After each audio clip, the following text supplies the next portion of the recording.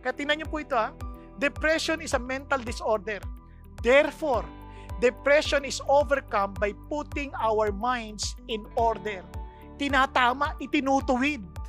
Kaya yan ang ginagawa ng Diyos. Kaya we need to think right. Hindi yan positive thinking. Ang positive thinking kulang yan Kunyari, tumalong ka sa 5-story building na walang kagamit-gamit. Sabihin mo, hindi ako masasaktan. Pagtalon mo dyan, either patay ka or pilay. Ganun lang.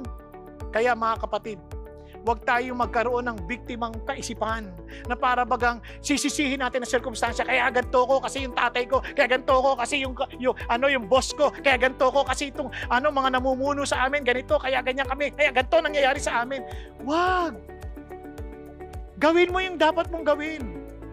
At alalahanin mo, ang Diyos pa rin ang may hawak ng lahat. Ito yung victim mindset, laging naisip niya yung responsibilidad ng ibang tao. Yung asawa ko, dapat ganito ka. Yung anak ko, dapat ganito kayo. Hindi. Do not ask what other people can do for you. Ask what you can do for them. Be proactive.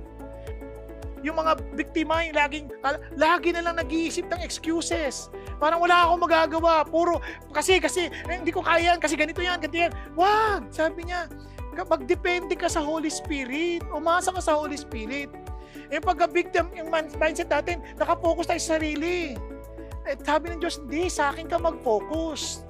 Yung mga negatibo, critical complaining, yan ang utak ng mga biktima. Lagi reklamo ng reklamo. Sabi ng Diyos, ang taong nakatingin sa Diyos, laging nagpapasalamat. Kasi in everything, give thanks, for this is the will of God.